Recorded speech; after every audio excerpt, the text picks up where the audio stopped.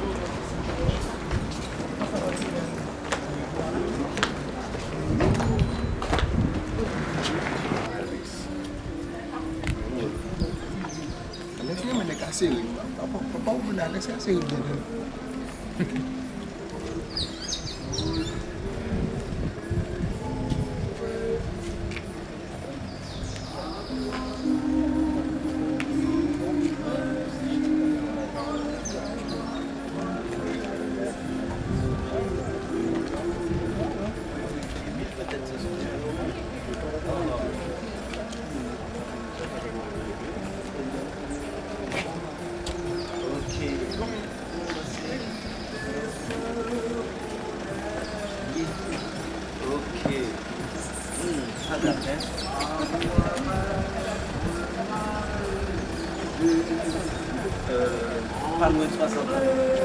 Parce que j'avais annonce ça fait 60 ans. Donc je suis monté à Châteauneuf. Pas loin de 60 ans. Oui,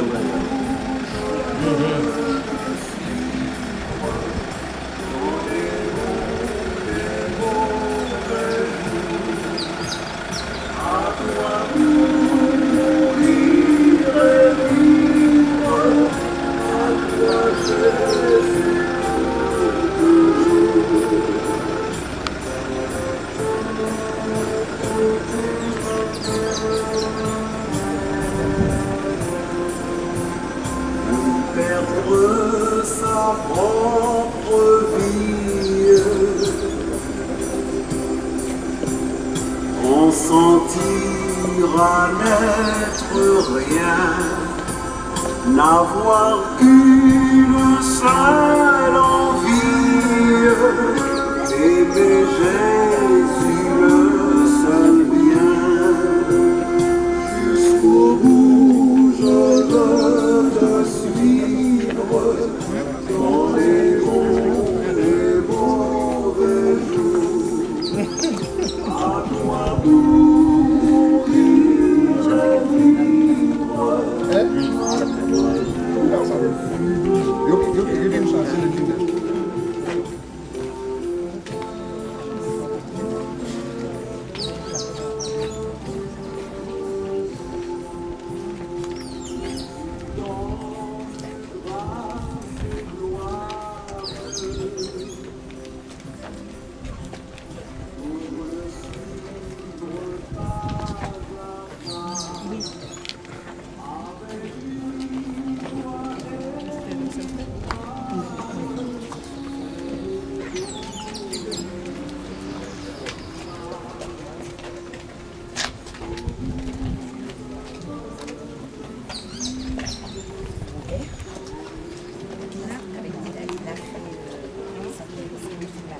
vivre.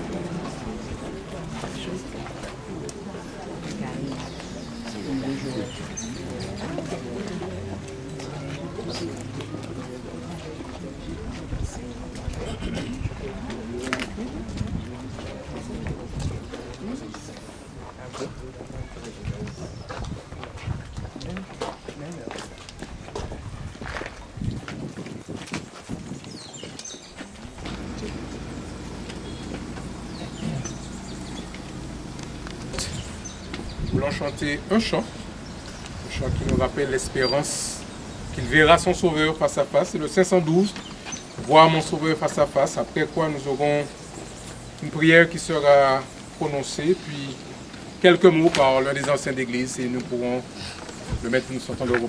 Ceux qui connaissent, je vous invite à chanter avec nous les paroles du 512, voir mon Sauveur face à face.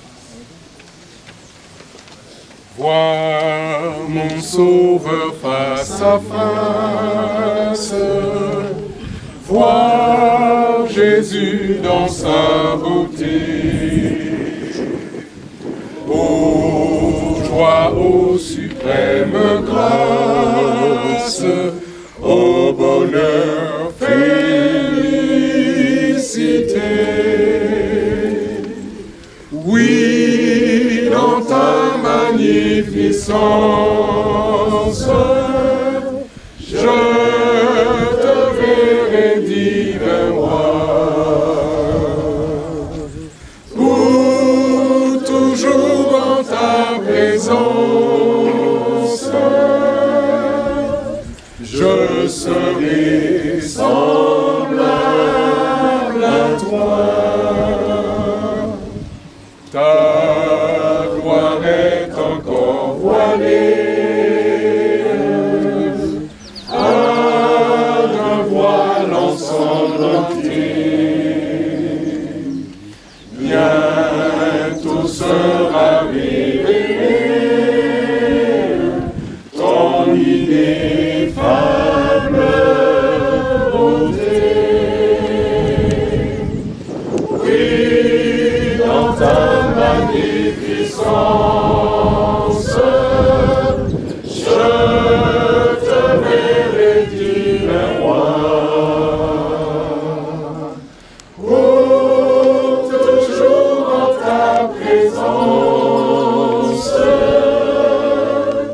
je serai semblable à toi. Oh, quel transport d'allégresse quand tes yeux baissés sur moi me diront avec tendresse,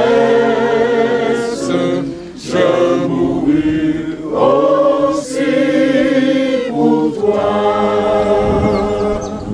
Oui, dans ta magnificence, je te verrai divin roi.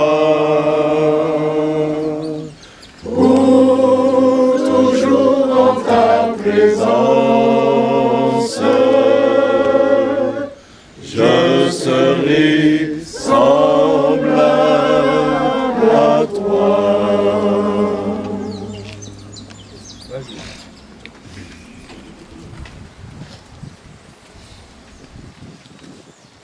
Mesdames et messieurs, parents et amis, chers frères et sœurs, il est normal que la mort crée de la tristesse, de la peine et des pleurs, car c'est un ennemi. Mais il sera vécu. Alléluia. Nous lisons dans les Écritures, dans 1 Corinthiens chapitre 15, le verset 26, le dernier ennemi qui sera détruit, c'est la mort. Alléluia. Qu'est-ce qui a provoqué cet ennemi? Dans le livre aux Romains, au chapitre 6, verset 23, nous lisons « Car le salaire du péché, c'est la mort, mais le don gratuit de Dieu, c'est la vie éternelle en Jésus-Christ. » Pour nous tirer dans l'embarras, Dieu a consenti le plus grand sacrifice qui soit, celui de son Fils. Le verset que tout le monde est censé de connaître, Jean 3,16, « Car Dieu a tant aimé le monde qu'il a donné son Fils unique, afin que quiconque croit en lui ne périsse point, mais qu'il ait la vie éternelle. » Jésus est notre substitut. Tout notre espoir devrait être en lui. Dans le livre de Jean, 1 Jean chapitre 5, les versets 11 et 12, nous lisons ce qui suit. Et voici le témoignage. C'est que Dieu nous a donné la vie éternelle et que cette vie est dans son Fils. Celui qui a le Fils a la vie. Celui qui n'a pas le Fils de Dieu n'a pas la vie. Dans le Saint-Livre, nous trouvons des paroles de consolation. Dans Apocalypse, chapitre 21, verset 4, nous pouvons le lire.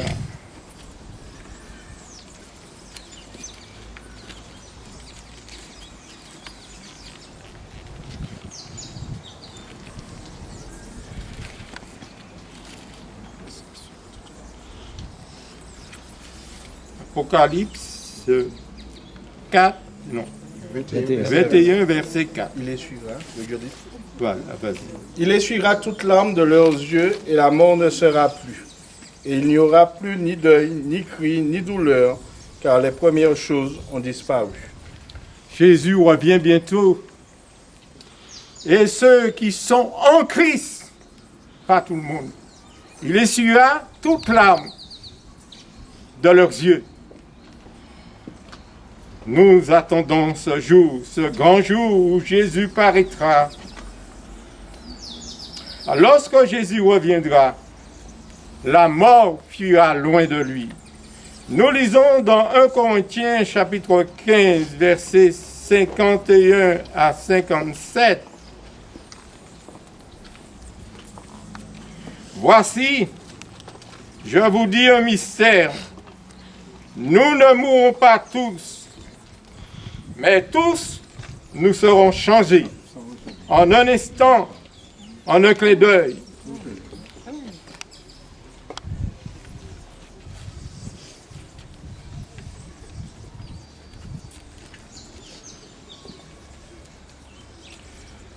À la dernière trompette, la trompette sonnera et les morts ressusciteront incorruptibles.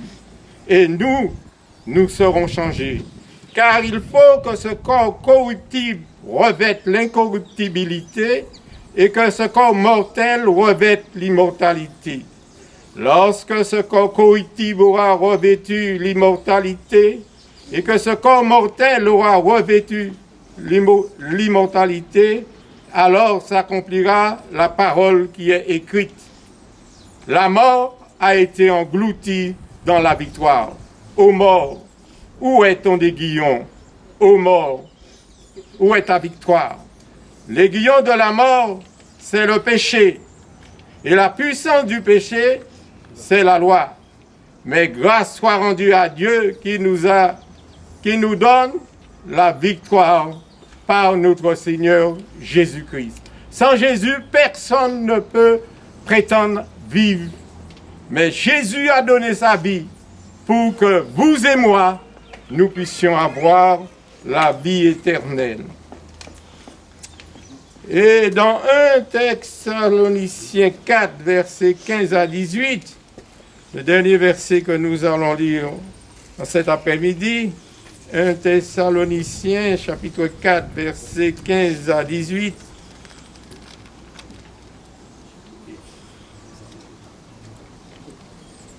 Il se trouve même... Oui, m'excusez.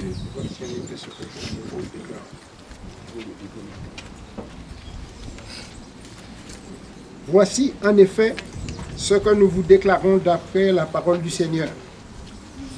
Nous les vivants restés pour l'avènement du Seigneur, nous ne devancerons pas ceux qui sont morts, car le Seigneur lui-même a un signal donné à la voix d'un archange au son de la trompette de Dieu, descendra du ciel, et les morts en Christ ressusciteront premièrement. Ensuite, nous les vivants qui serons restés, nous serons tous ensemble enlevés avec eux sur des nuées à la rencontre du Seigneur dans les airs, et ainsi nous serons toujours avec le Seigneur. Consolez-vous donc les uns les autres par ces paroles. Vous avez certainement souligné dans le texte, le verset 16, car le Seigneur lui-même a un signal donné à la voix d'un archange et au son de la trompette de Dieu, il est dit ici, et les morts, qu'est-ce que vous avez remarqué? Et les morts en Christ.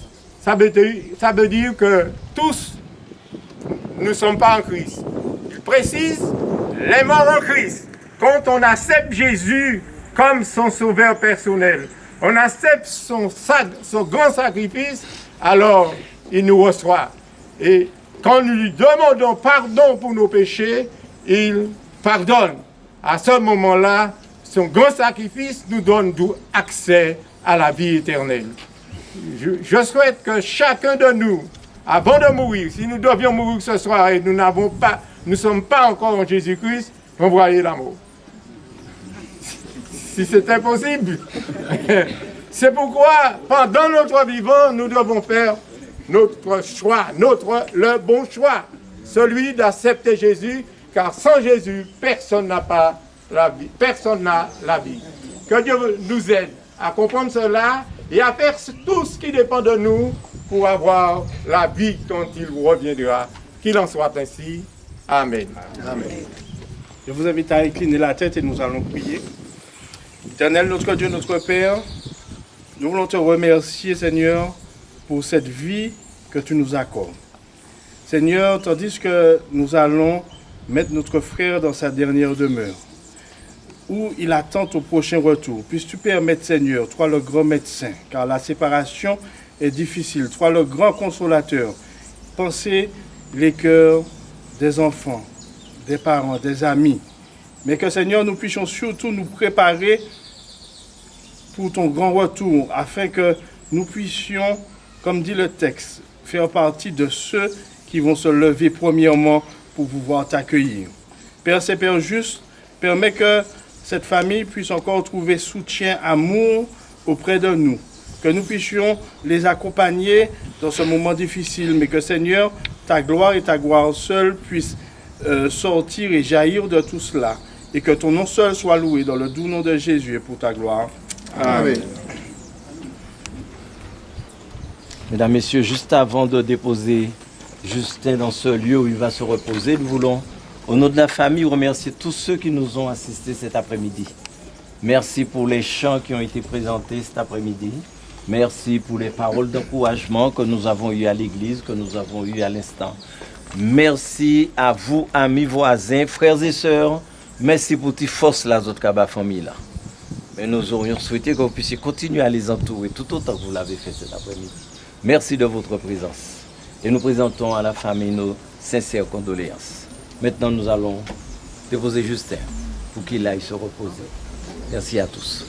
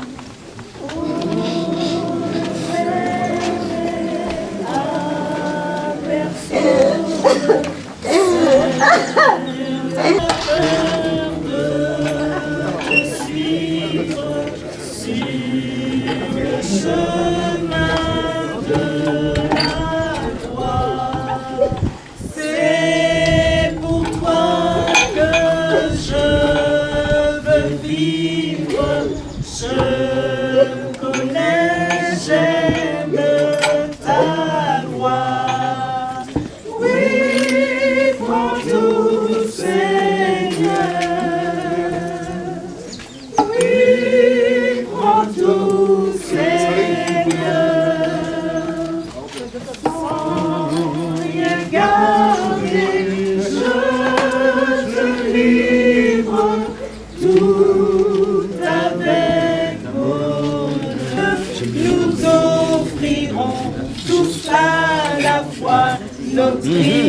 au roi des rois. Oh, quel parfait bonheur, quel bonheur, quel bonheur. Oh, quel parfait bonheur, après tant de labeur, pour toujours réunie l'Église en sainte patrie, entonnera Alléluia, gloire à toi Jéhovah. Vêtus de blanc, les rachetés de Christ verront la gloire. Par sa vertu ressuscité, ils diront ses bontés. Célébrant sa victoire, son œuvre expiatoire, autour de son trône avec nous lui rendrons nos vœux. À celui qu'on adore, nous redirons encore, digne est l'agneau de recevoir force, empire et pouvoir. Oh, quel parfait bonheur, quel bonheur, quel bonheur. Oh, quel parfait bonheur, après tant de labeur, pour toujours réunie l'Église en sainte patrie, entonnera Alléluia, gloire à toi Jéhovah. Nos cœurs vers le ciel, nous marchons vers le ciel. C'est au ciel, qu'est notre héritage éternel.